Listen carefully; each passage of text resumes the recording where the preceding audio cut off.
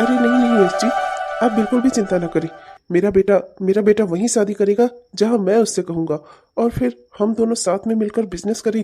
इससे बड़ी बात और अच्छी बात और क्या ही हो सकती है। जी। अरे बिल्कुल आप यकीन रखिए। जी। जी मैं जल्दी ही आपके घर आऊंगा। जी। जी नमस्कार। कितनी अच्छी खबर है ये। यश जी अपनी बेटी की शादी मेरे बेटे के साथ करवाना चाहते हैं। ये तो बहुत ही अच्छी बात है। एक बार जितेंद्र की शादी उस लड़की के साथ हो गई तो हम दोनों साथ में मिलकर बिजनेस करेंगे।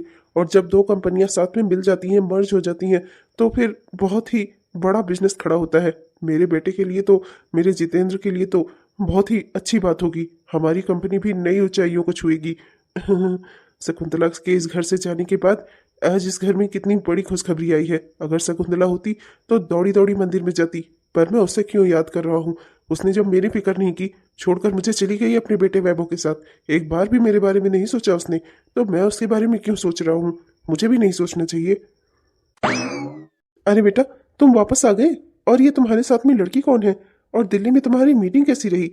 वो कॉन्ट्रैक्ट हमें भी मिलेगा ना?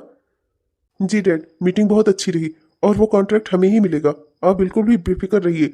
डैड, इनसे मिलिए। ये है आपकी बहू। मैंने और इन्होंने, हम दोनों ने शादी की है। ये है जैस, इसका नाम जैस है डैड। और हम दोनों ने कोर्ट मैरिज की है। डैड, मैं जहाँ पर गया था बिजनेस मीटिंग के लिए, वहाँ बड़ी बड़ी कंपनियों की कई लोग आए हुए थे। और हमारी कंपनी को अगर दूसरी किसी कंपनी का साथ मिल जाता तो हमारी कंपनी आराम से ये कॉन्ट्रैक्ट हासिल कर सकती थी। तो उस समय मैंने इनसे हाथ मिला लिया और फिर हमारी दोस्ती हुई। और फिर हम दोनों ने सोचा कि हम शादी ही कर लेते हैं, तो हमने सीधे जाकर कोर्ट मैरिज कर ली। डैड, ये आपकी बहू है जैस।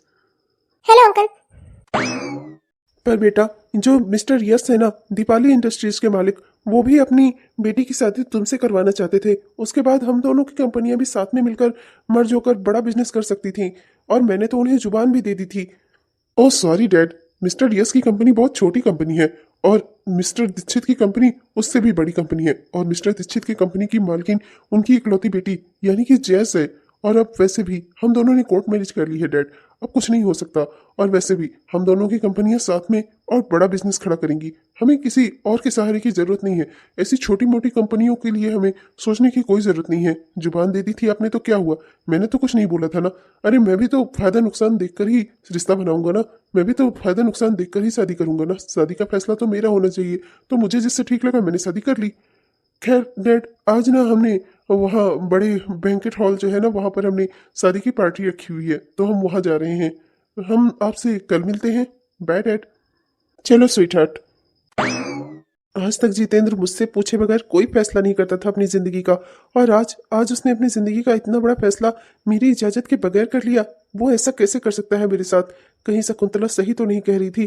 कहीं शकुंतला की बातों में सच्चाई तो नहीं थी कि हमें घर में बिजनेस डील नहीं करनी चाहिए, रिश्तों में बिजनेस डील नहीं होती, पैसा ही सब कुछ नहीं होता? आज मुझे शकुंतला की बातें याद आ रही हैं। अरे राम राम, ये क्या कर दिया तुमने? रोटी में आग लगा दी। अरे जब बनाना नहीं आता तो कूदती क्यों हो? इससे अच्छा तो माँ ही बना देती, कम से कम खा लेता, मेरा पेट तो भर जाता। एक ही रोटी चाहिए थी, वो भी जला दी तुमने। अगर मुझे पता होता कि तुम्हें चूल्हे पर रोटी तक बनानी नहीं आती, मैं कभी तुमसे शादी न करता। कम से कम ये काम तो आना चाहिए एक लड़की को कि अपने पति को दो रोटी बनाकर खिला सके। अच्छा अब बस भी कर बेटा। वो बेचारी एक तो कोशिश कर रही है, उसने कभी चूल्हा देखा तक नहीं होगा, और वो चूल्हे पर रोटियां सेक रही है तेरे लिए। ऊपर से तो उसे ही चार बात सुनाया जा रहा है। बहू हट जा, ला बेटा मैं बना देती हूँ। वही तो माँ, जिसका काम उसी को साजे और करे तो डंडा बजे, वही हाल है। जब नहीं आता तो क्या जरूरत है करने की? बेकार में एक रोटी भर का आटा बेकार करके रख दिया, जला कर रख दिया। अरे तुम्हारे बाप का घर नहीं है ये। गरीबी में हम लोग वैसे भी जैसे तैसे करके जी रहे हैं, ऊपर से तुम और आटे में आग लगाती रहो। हाँ नहीं तो माँ, एक रोटी बना दो जरा, बहुत तेज भूख लगी है। एक तो मैं यहाँ तुम्हारे लिए चूल्हे पर बैठकर रोटियां सेक रही हूँ, कोशिश कर रही हूँ, और मेरी कोशिश को बजाय एप्रिसिएट करने के तो मेरा कॉन्फिडेंस और गिरा रहे हो। कैसे हस्बैंड हो तुम?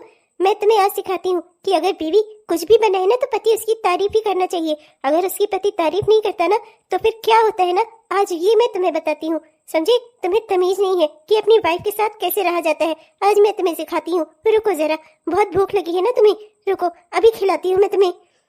अरे बाप रे बाप, गलती हो गई। मैं तो भूल ही गया था ये मेरी वाइफ है। अगर मैं एक हाथ हूँ तो ये 10 हाथ है। मुझसे गलती हो गई। वैसे भी अमीर बाप की घमंडी बेटी, मैं तो इससे शादी ही नहीं करना चाहता था। न जाने ही कहाँ फंस गया मैं, न जाने ही कहाँ से मैं उस दिन भाई की सगाई में चला गया था। न गया होता न ये मेरे पीछे आती। भागो, आज ये मुझे पता नहीं क्या क्या सबक सिखाना चाह रही है। भागो भैया भागो। रुको रुको, भागते कहाँ हो? मैं खिलाती हूँ तुम्हें, बहुत भूख लगी है ना तुम्हें। मैंने रोटी जला दी, मुझे कुछ आता नहीं है क्या करने, मैं दौड़ती हूँ करने ना, अभी बताती हूँ मैं तुम्हें। अरे बहू सुन तो, अरे बहू जाने दे, अरे बहू उससे गलती हो गई, अरे जाने दे बेटा। ये बच्ची भी ना कुछ भी हो, बच्चों का सुख देख ले, माँ बाप के लिए इससे बड़ा सुख और क्या ही हो सकता है। न जाने आज मुझे आपकी इतनी याद क्यों आ रही है जितेंद्र के बापूजी। आज आज आपकी इतनी याद क्यों आ रही है? ये वही जगह है जहाँ हम पहली बार मिले थे, हमारा ये घर, हमारी प्यार की निशानी, हमारा ये घर। कभी हम दोनों यहाँ पर मिले थे, आपने मुझे पसंद किया था, मुझसे प्यार किया था, और आज आज आज मैं आपसे दूर होकर इस घर में आई हूँ। आज आपका ना जाने क्यों बार बार रह रहकर ख्याल आ रहा है मुझे। भगवान करे आप मुझसे दूर ही सही, बस हमेशा सही सलामत रहें। नम नम नम नम। अरे यार, मैं तो मजाक कर रहा था। तुम्हारे हाथों से तो मैं जहर भी खा लूं तो जली हुई रोटी क्या चीज है। मेरी तो किस्मत बन गई। अगर मैं उस दिन भाई की सगाई में ना पहुंचा होता तो तुम मुझे ना मिलती। पर ना, तुम्हारे लिए कभी कभी अफसोस होता है। महलों में पली बढ़ी तुम, और कहा मैं तुम्हें लाकर यहाँ झोपड़पट्टी में रख रहा हूँ। सारी गलती मेरी ही है। तुम्हें ना मुझे पसंद ही नहीं करना चाहिए था। मुझ जैसा इंसान ना किसी काबिल नहीं है। चुप प्लीज, ऐसा कभी दोबारा मत बोलना। मैं ना अपनी पसंद पर कभी भी शर्मिंदा नहीं हुई, और मैंने अपनी जिंदगी में जितने भी फैसले लिए हैं ना, उन पर मैं कभी नहीं पछताती। कोई भी फैसला हो मेरी जिंदगी का, मैं बहुत सोच समझ कर ही करती हूँ, और मैं बेहद खुश हूँ। देखो, रुपए पैसे में मैं जिंदगी भर पली बढ़ी हूँ। मुझे रुपए पैसे धन दौलत की कोई चाहत नहीं थी। मुझे चाहत थी तो बस एक ऐसे इंसान की जो मुझसे प्यार करे, मेरे साथ खुशी से रहे। सच कह रही हो? हाँ, तुम मुझसे इतना प्यार करते हो कि हमेशा अपने बारे में सोचने से पहले तुम मेरे बारे में सोचते हो। तुमसे शादी करके मैंने सब कुछ पा लिया। मैंने कभी जिंदगी में माँ का प्यार नहीं देखा था। तुम्हारे साथ शादी करके मुझे माँ जी जैसी माँ मिल गई, जो अपने से पहले मेरा ख्याल रखती है। एक पति के रूप में इतने अच्छे तुम मिल गए। देखो ना, कहाँ से तुमने सेकंड हैंड एसी लाकर इस घर में लगा दिया। भले ही ये एसी डिब्बा ही था, बंद ही हो गया, पर हाँ देखो, दोबारा तुम्हें ना ऐसा कुछ करने की जरूरत नहीं है। जिस हालात में तुम रहते हो, माँ जी रहती हैं, उन्हीं हालातों में मैं भी रह लूंगी। ये जरूरी नहीं है कि मुझे तुम अलग से सुख सुविधाएं दो। आइंदा से ऐसा कुछ भी मत करना। देखो, ये तुम्हारे दोस्त की कबाड़ खाना, इसे ले जाकर ना वापस से किसी दुकान पर दे आओ। और अब दोबारा इससे कोई कोशिश मत करना। इसे बेच दोगे तो कम से कम 2 वक्त का अनाज मिल जाएगा हमें। मुझे लगा था कि ये बंद ही हो जाएगा। वैसे भी मेरा दोस्त इसे फेंकने ही वाला था, पर मैं इसे उठा लाया। मैंने सोचा कि शायद कुछ दिनों तक चल जाए और तुम इम्प्रेस हो जाओ। देखो, कम से कम इम्प्रेस तो हो ही गई। भले ही एसी चला ना चला, पर मेरा जादू तो जरूर चला तुम पर। इम्प्रेस तो मैं तुमसे उसी दिन हो गई थी जिस दिन मैंने तुम्हें अपने घर में देखा था सगाई के लिए। तभी तो मैंने तुमसे शादी की, वो भी अपने घर वालों के खिलाफ जाकर। खैर, ये सब बातें छोड़ो। और ये खराब एसी ना घर में लगाने, ये अच्छी आदत नहीं है। इससे ना घर में कोई हादसा भी हो सकता है। अब इसे मैंने बंद कर दिया है, और कल इसे उतार कर किसी कबाड़ खाने में बेच आना, ठीक है? पापा, गलती आपकी ही है ना। जब आपको पता है ना वैभव आपके साथ है और ना ही माँ, तो कम से कम आपको खुद का ख्याल रखना चाहिए था ना। अपने ब्लड प्रेशर की दवाइयाँ क्यों नहीं ली आपने? उसी की वजह से इतनी तबीयत बिगड़ी है आपकी।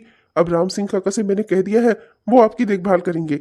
मैं और जैस, हम दोनों जा रहे हैं। हमें बहुत सारी बिजनेस की बातें करनी है, बिजनेस में मीटिंग्स अटेंड करनी है, अपने बिजनेस के आगे बढ़ाना है। ये काम भी तो करना है हमें।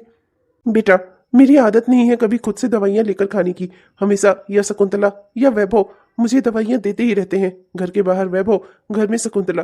पर अब दोनों की अनुपस्थिति में मैं दवाइयाँ लेना भूल गया बेटा, और इसी वजह से मेरी तबीयत खराब हो गई।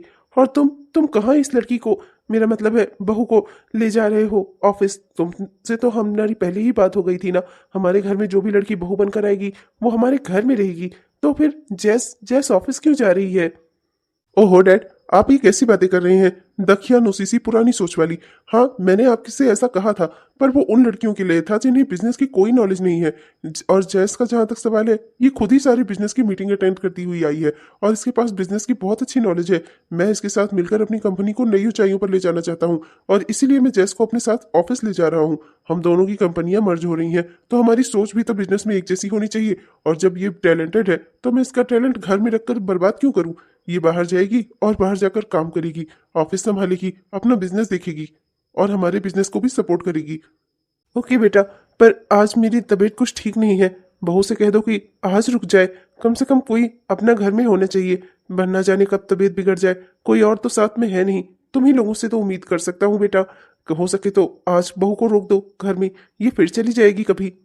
ओहो अंकल जी, ये आप कैसी बातें कर रहे हैं। मैं घर में रहकर अपना टैलेंट पेश करूं, आपकी सेवा करूं। मैं क्या राम सिंह काका हूं? अरे राम सिंह काका है तो आपकी सेवा और देखभाल के लिए, मैं रहकर क्या कर लूंगी। और वैसे भी मैं कोई डॉक्टर थोड़ी ना हूं, टाइम से आपको दवाइयां मिलेंगी, खाना पानी देने के लिए राम सिंह अंकल हैं ही, आप अच्छे हो जाएंगे। और आइंदा से ऐसी कोई लापरवाही मत करिएगा जिससे आप वापस से बिस्तर पर आए। चलो डार्लिंग, चलते हैं यहाँ से, हमें मीटिंग के लिए लेट हो रहा है। टेक केयर अंकल जी, बाय। मैं इस लड़की का ससुर बन गया हूँ। मैं तो इसे अपनी बहू मान ले रहा हूँ, पर ये अभी तक मुझे अंकल जी कहती है। मैं एक ऐसी लड़की से क्या ही उम्मीद कर सकता हूँ कि वो मेरी सेवा और देखभाल करेगी। शकुंतला की बात मुझे आज याद आ रही है। जिंदगी में बिजनेस, रुपए, पैसा ही सब कुछ नहीं होता, परिवार का साथ होना भी बहुत जरूरी होता है। आज मेरे पास रुपए, पैसा, धन दौलत सब कुछ है, पर मेरे पास परिवार नहीं है। आज मुझे परिवार की कमी महसूस हो रही है। अगर आज जितेंद्र की जगह मेरा वैभव होता तो वो मुझे कभी इन हालातों में अकेला छोड़कर नहीं जाता। मैं तो जरा सा बीमार हो जाता था या सर दर्द हो जाता था, वैभव मेरे आगे पीछे लगा रहता था। मेरे खाने पीने से लेकर मेरे सर की मालिश तक सब कुछ करता था मेरा बेटा। और मैंने उसे हमेशा नीचे दिखाया। हाई स्कूल के बाद आगे की पढ़ाई मैंने ही उसे नहीं करने दी। अपने गुस्से की वजह से मैंने उसकी पढ़ाई छुड़वा दी। मुझे शायद उसे एक और मौका देना चाहिए था। शायद गलती मेरी ही है। मैंने अपने एक बेटे को महत्व दिया। जिंदगी में हर बच्चा एक जैसा हो ये जरूरी नहीं। मैंने जितेंद्र और वैभव की तुलना हमेशा की, पर मैं ये नहीं देख पाया कि वैभव हमेशा मन से सोचता है। परिवार के लिए उसकी सोच कितनी अच्छी है। गलती मेरी ही है और आज मैं शकुंतला की कही गई बात को याद कर रहा हूँ और उसके कहे अनुसार ही मैं पछता रहा हूँ। आज मैं जिंदगी में अकेला हो गया हूँ। शकुंतला, मुझसे बहुत बड़ी गलती हो गई।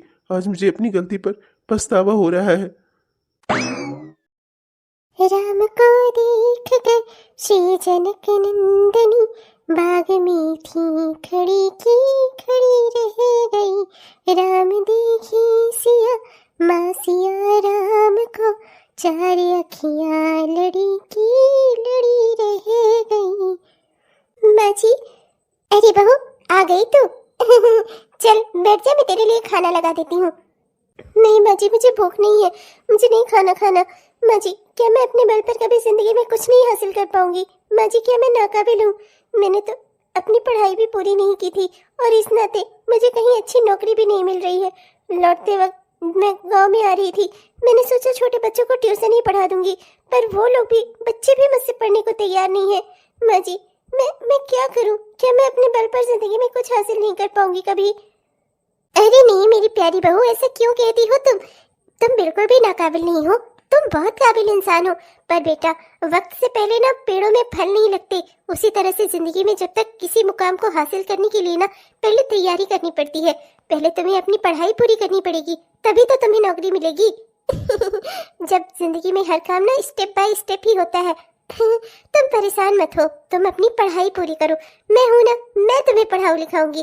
देखो मैंने अपना काम शुरू भी कर दिया है और तुम्हें पता है गांव से 2-4 औरतों के कपड़े भी आए हैं। मैं यहाँ सिलाई करूंगी और कपड़े सिलूंगी और मेरी कुछ आमदनी हो जाया करेगी। तुम अपनी पढ़ाई पूरी करना। नहीं माँ जी, मैं ऐसे अपनी पढ़ाई पूरी नहीं कर सकती जब घर में इतनी तंगी है और आप लोग इतनी मेहनत कर रहे हैं। मेरे पति वो भी अपना जाते हैं, लोगों के खेतों में काम करते हैं, किसी तरह से घर का खर्चा चलाने की कोशिश कर रहे हैं। आप सिलाई करके इस घर का खर्चा चला रही हो और मैं पढ़ाई करूं? नहीं माँ जी, मैं ऐसा नहीं कर सकती। अरे तो क्या हुआ बहू, मैंने पहले भी ये सिलाई की है, पहले भी सिलाई करके ही अपना घर चलाती थी मैं। मैं और मेरे बाबूजी इस घर में आराम से रहते थे और मैं अभी भी कर लूंगी। पहले अपने पापा के लिए करती थी, अब अपने बच्चों के लिए कर लूंगी। तुम एक बार पढ़ाई कर लो, अपनी जिंदगी में वो हासिल कर लो जो तुम पहले करना चाहती थी। एक बार तुम्हें अच्छी नौकरी मिल गई ना, फिर मैं सिलाई करना बंद कर दूंगी। ठीक है, लेकिन पहले तुम्हें पढ़ाई अपनी करनी होगी। बेटा देखो, जिंदगी में कुछ हासिल करने के लिए ना छोटी छोटी मुसीबतों का सामना तो करना ही पड़ता है।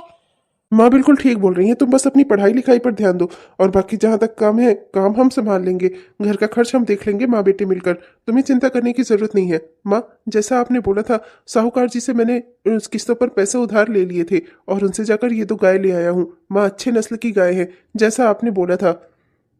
बहुत ही अच्छा किया बेटा। अब बस इन दोनों गायों का दूध बेच कर ना हमें कुछ एक्स्ट्रा इनकम हो जाया करेगी।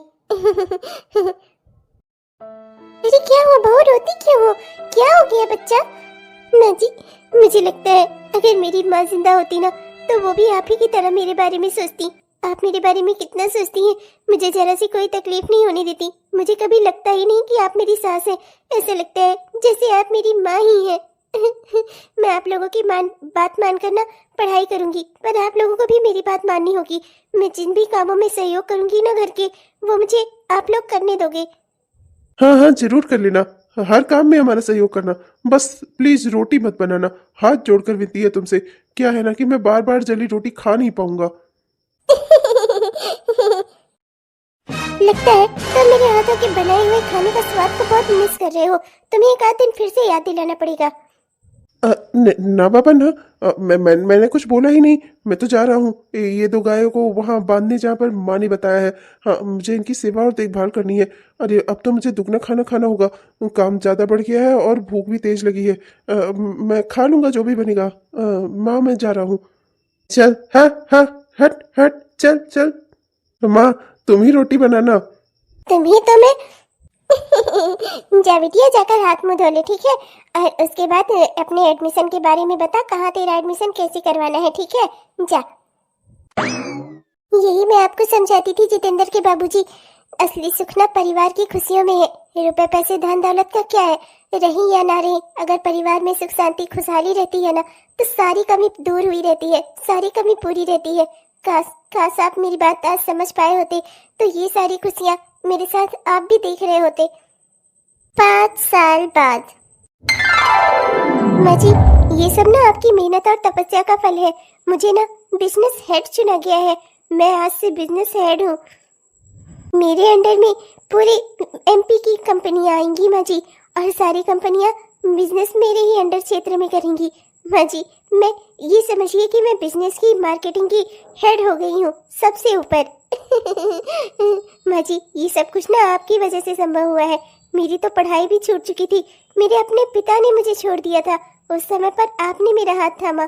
थैंक यू सो मच माँ जी, ये सब ना आपकी मेहनत का नतीजा है। आइए माँ जी, अपने घर में अपना गृह प्रवेश करिए। मैं तुम्हारी सफलता से ना बहुत खुश हूँ बेटा, बहुत खुश हूँ। मैंने क्या ही किया है, तो ये सब कुछ तो तुमने अपनी मेहनत से हासिल किया है। नहीं माँ, आप मेरी माँ हो, आपने मुझे सहयोग दिया है, आपने मेरा साथ दिया है। जिस मोड़ पर मेरे अपनों ने मेरा हाथ छोड़ दिया, उस मोड़ पर आप मेरे साथ खड़ी रही। कॉन्ग्रेचुलेशंस। सही बोला ना मैंने? हाँ, आपने सही बोला, और आपके लिए भी मैंने कुछ सोचा है। अपने पापा से डरकर आपने पढ़ाई छोड़ दी थी। मैं चाहती हूँ कि आप प्राइवेट तौर पर अपना हाई स्कूल का एग्जाम दीजिए, उसके बाद आगे की पढ़ाई पूरी कीजिए। देखिए, एक बार फिर से कोशिश करके देखिए। मैं चाहती हूँ कि आप एक बार फिर से कोशिश करिए। इस बार आप अपने मनपसंद सब्जेक्ट को चुनिएगा। ये तुम क्या कह रही हो? मतलब क्या मैं अनपढ़ गंवार हूँ? ये बात तुम्हें अब अच्छी नहीं लग रही है? मार्केटिंग हेड हो गई हो तो गंवार पति अच्छा नहीं लगता होगा ना? ये आपने कैसी बातें कही? आपको क्या लगता है, क्या मैं इस टाइप की लड़की हूँ? अगर ऐसा होता ना तो उस समय भी मैं आपके बड़े भाई से शादी करके आराम से रह रही होती, अपनी जिंदगी बिता रही होती। मेरे लिए इंसान का कितना महत्व है, उसकी भावनाओं का कितना महत्व है, ये सब क्या आप जानते नहीं? जो ऐसी बातें कह रहे हैं, ऐसी बातें कहकर आप मेरा दिल दुखा रहे हैं।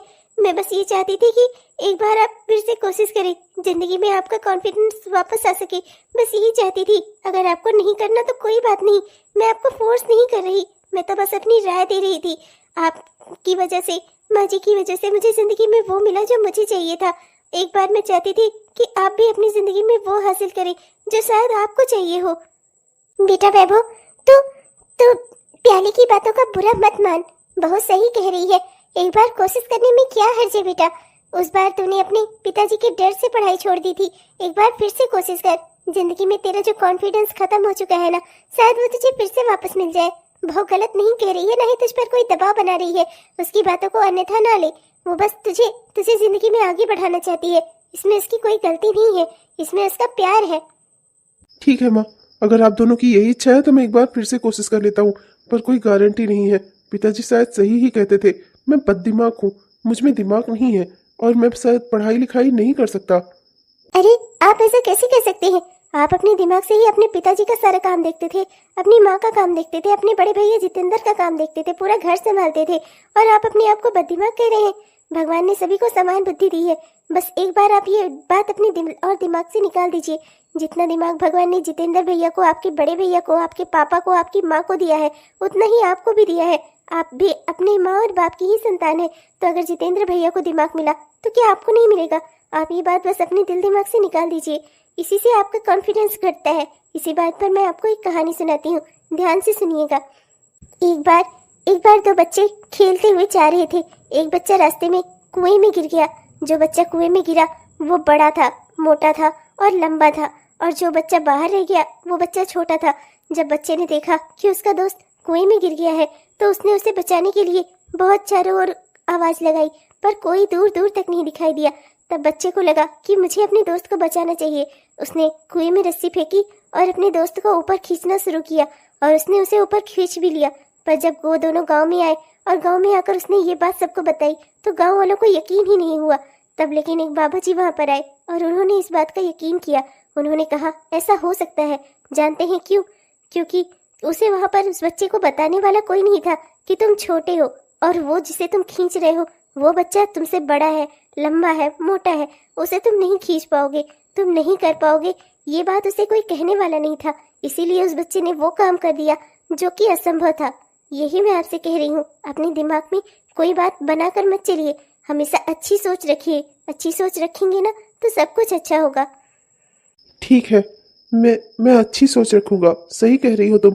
मैं भी तो अपनी माँ और अपने पिताजी का ही बेटा हूँ। एक बार मुझसे कोई गलती हो गई तो क्या हुआ, मैं दोबारा फिर से कोशिश करूंगा। तुम सही कह रही हो। मैं आज ही जाकर अपना हाई स्कूल का फॉर्म भरूंगा, उसके बाद इंटर का और फिर ग्रेजुएशन का। ग्रेजुएशन तक की पढ़ाई तो मैं करके रहूंगा। तुम सही कह रही हो, मैं ये कर सकता हूँ। Thank you so much. तुमने मुझे वो कॉन्फिडेंस दिया ना, जो कॉन्फिडेंस माँ मुझे हमेशा से देना चाहती थी, पर मैं ही कभी नहीं समझ पाया। लेकिन आज तुम्हें यूं जिंदगी में आगे बढ़ता हुआ देख कर ना ऐसा लग रहा है कि जिंदगी में मैं आगे बढ़ रहा हूँ। तुम सही कह रही हो, मैं एक बार जरूर कोशिश करूंगा। पर अब चलो घर के अंदर चलते हैं, अपना माँ का गृह प्रवेश करवाते हैं। बहू, आज तुम्हें बहू के रूप में पाकर ना मैं धन्य हो गई। भगवान से हाथ जोड़कर वैभव के लिए जैसी लड़की की प्रार्थना करती थी ना, तुम बिल्कुल वैसी ही हो। भगवान तुम्हें सदा सुखी रखे मेरी बच्ची। बहू, मैं तुम्हारे बाबूजी से कभी भी एक महीने क्या, एक हफ्ते तक के लिए भी दूर नहीं हुई, और आज 6 साल हो गए। मुझे उनका बहुत ख्याल आता है, पर वो मुझे कभी याद नहीं करते। मैं उनसे कितना प्यार करती थी, और वो मेरे बारे में जरा सा भी नहीं सोचते। माँ जी, अगर आपको इतना दुख हो रहा है ना तो चलिए ना, चलकर बाबूजी से मिलाते हैं। नहीं बहू, उन्होंने मेरे आत्मसम्मान को ठेस पहुंचाई थी। मेरा प्यार मेरे आत्मसम्मान से बड़ा नहीं हो सकता। मैं घुट घुट कर जी लूंगी, रोज रो लूंगी, लेकिन मैं वहां पर नहीं जाऊंगी जब तक कि वो मुझे नहीं बुलाते। मैं उस घर में कदम नहीं रखूंगी। मालकिन, मालकिन, अरे राम सिंह, तुम यहाँ? मालकिन, बड़े साहब को आपकी बहुत जरूरत है। मालकिन, वो रो रहे हैं और उन्होंने मुझे कहा है कि मैं आपको साथ लेकर जाऊं। मालकिन, वो आपके बिना नहीं रह सकते। मालकिन, उनकी तबीयत बहुत खराब है, उन्होंने आपको तुरंत याद किया है। मालकिन, मेरे साथ चलिए। क्या ये सब क्या हो गया? उनकी तबीयत इतनी खराब कैसे हो गई? हे भगवान, मैं तो तुमसे हालचाल लेती रहती थी। तुम तो कह रहे थे कि वो अभी ठीक ठाक ही है, फिर ये सब कैसे? मालकिन, वो मालिक ने मुझे बताने से मना किया था। मुझे माफ कर दीजिए मालकिन, पर अभी चलिए, अभी उन्हें आपकी बहुत जरूरत है। वो बहुत रो रहे हैं, बहुत तकलीफ में है। मालकिन, चलिए। माँ जी, चलिए, मैं भी आ रही हूँ। शकुंतला, मुझे माफ कर दो। बेटा वैभव, मुझे माफ कर दो। बेटी प्याली, मुझे माफ कर दो। माफ कर दो मुझे। तुम सबको यहाँ आज इसीलिए बुलाया है क्योंकि न जाने मेरे पास अब ज्यादा समय शायद नहीं रह गया है। शायद मैं ज्यादा दिनों का मेहमान नहीं हूँ, पता नहीं फिर तुम लोगों से माफी मांग पाता या नहीं, इसलिए तुम सबको यहाँ पर बुलाया है। शकुंतला, तुम सही कहती थी, इंसान को रुपए पैसे बिजनेस के पीछे हमेशा नहीं भागना चाहिए। अच्छी असली खुशी और सच्ची खुशी तो परिवार में होती है। ये तुम लोगों के जाने के बाद मुझे एहसास हुआ, पर अब बहुत देर हो चुकी है। ये सब आप क्या अनाप शनाप बातें बोल रहे हैं? ये सब आप क्यों कह रहे हैं? आप जानते हैं ना अच्छे से, जब तक मेरे माथे पर ये बिंदिया सजी है, जब तक मेरे गले में ये मंगलसूत्र है, आपको कुछ नहीं हो सकता। आप ये बात अच्छे से जानते हैं ना, फिर ऐसी उल्टी सीधी बातें क्यों बोल रहे हैं आप? हाँ, शांत हो जाइए, मैं अब आ गई हूँ, आप जल्दी ही ठीक हो जाएंगे। आपको किसी को भी माफी मांगने की कोई जरूरत नहीं है। हम सब आपसे बहुत प्यार करते हैं, हम आपको कुछ नहीं होने देंगे। नहीं शकुंतला, मुझे माफ कर दो। तुमने मेरा तब साथ दिया था जब मेरे पास कुछ नहीं था। तुम मुझसे प्यार करती थी, मेरे साथ इस शहर में 2 कपड़े में चली आई थी। जब एक टाइम हम लोग खाना नहीं खा पाते थे तब भी तुम मेरे साथ थी, और हमेशा तुमने मेरे साथ दिया। और मैंने क्या किया बदले में? रुपए पैसे धन दौलत के पीछे इतना भागा कि तुम्हें ही अपनी जिंदगी से दूर कर दिया। वैभव मेरा बेटा मेरा इतना ख्याल रखता था, और मैंने उसके साथ क्या किया? जिंदगी भर मैंने उसके साथ गलत किया। अब जब मृत्यु सैया पर लेटा हूं ना, तो मुझे एहसास हो रहा है, पर अब मैं कुछ कर ही नहीं सकता। न जाने कब यमराज की दूत मुझे लेने आ जाए।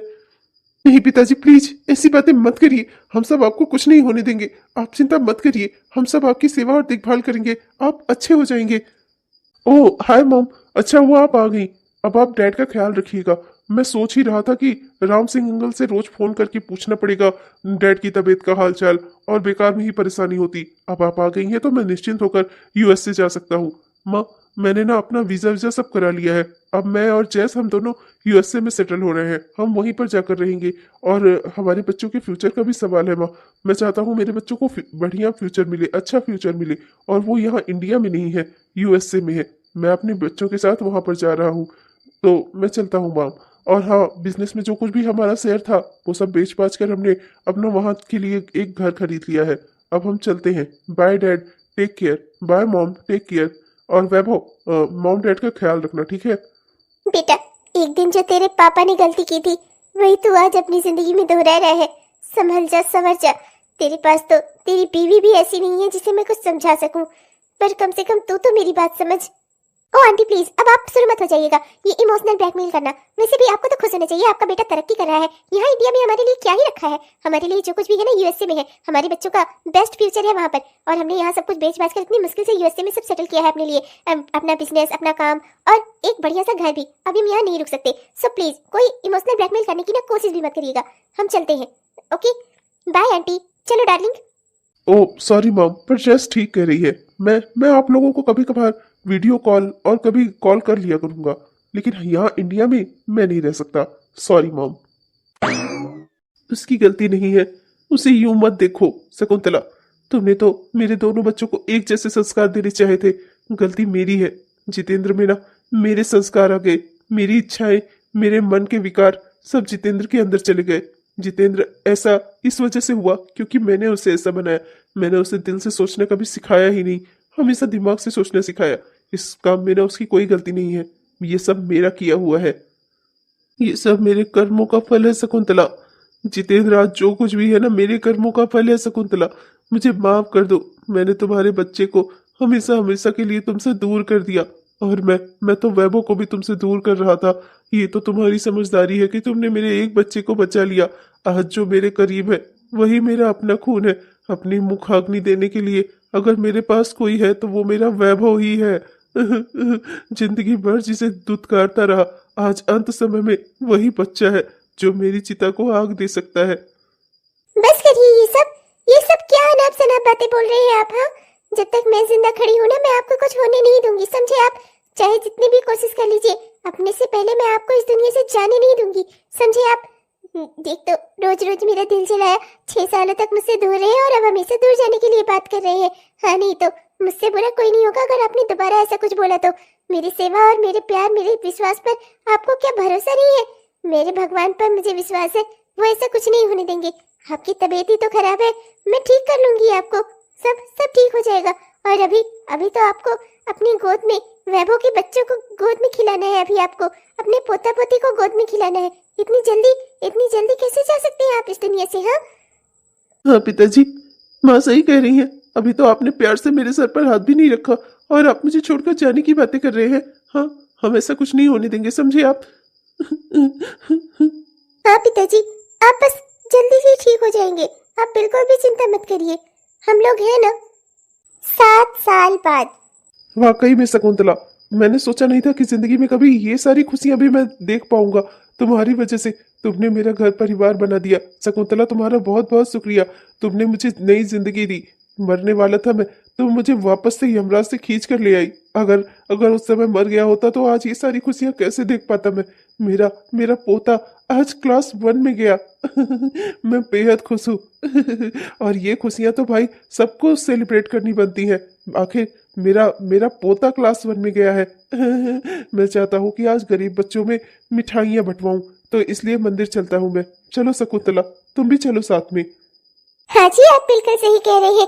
हमारा बच्चा आज क्लास 1 में गया और हमारे बेटे वैभव को बैंक में एक अच्छी जॉब भी मिल गई है, तो ये खुशियां ना दोगुनी हो गई हैं, दोगुनी। हमारा वैभव बैंक में क्लर्क बन गया है। अब ना इससे बढ़कर खुशी हमारी जिंदगी में और क्या ही हो सकती है। हमने जिंदगी से जो कुछ चाहा उसने हमें सब कुछ दे दिया है। तो हमें भगवान का शुक्रिया अदा तो करना ही चाहिए। गरीब और भूखे बच्चों को हम आज मिठाइयाँ बंटवाएंगे और उनकी जरूरत का कुछ सामान भी। चलिए चलते हैं मंदिर। चलो, दादा पोता मिलकर मिठाइयाँ बांटेंगे, चलो। अच्छा बेटा, मैं और तुम्हारे बाबूजी जा रहे हैं मंदिर में मिठाइयाँ बंटवाने, ठीक है? तुम लोग तब तक घर पर थोड़ा आराम कर लो। कल से भाग दौड़ कर रहे हो तो तुम लोगों को भी थोड़ा आराम की जरूरत है। जैसे मेरी माँ ने मेरे पिताजी का साथ दिया और उनकी जिंदगी बना दी, ऐसे ही तुमने मेरा साथ दिया। मेरी जिंदगी में आने के लिए तुम्हारा बहुत बहुत शुक्रिया। तुम नहीं आई थी तब तक मैं कुछ भी नहीं था, और तुम्हारे आने के बाद जिंदगी में सब कुछ मिल गया। माँ बाप का प्यार मिला, बच्चे का प्यार मिला, और इतना घर अच्छा, इतना परिवार का सुख खुशहाली सब कुछ दे दिया तुमने मुझे। अब बस एक ही चीज कमी है, वो भी पूरी कर दो तो जिंदगी खुशहाल हो जाएगी मेरी। और वो क्या है जी? वो मैं कह रहा था कि मैं चाहता हूँ ना कि मेरी एक प्यारी सी बेटी भी हो, बिल्कुल तुम्हारी जैसी। क्या ख्याल है, कब तक हमारा बेटा यूं अकेले ही आगे बढ़ता रहेगा जिंदगी में? हमारी भी तो एक बच्ची होनी चाहिए, या चलो फिर ना सही बच्ची तो एक बेटा ही सही, कम से कम 2 बच्चे तो होने ही चाहिए, है कि नहीं? ओहो, फिर से शुरू हो गए तुम। हाँ, माँ ने क्या कहा है? कल से भाग दौड़ कर रहे हो, आराम की जरूरत है तुम्हें, समझे? ये सब बकवास बंद करो और आराम करो, समझे? आराम ही तो करना चाहता हूँ, बस तुम्हारी बाहों में।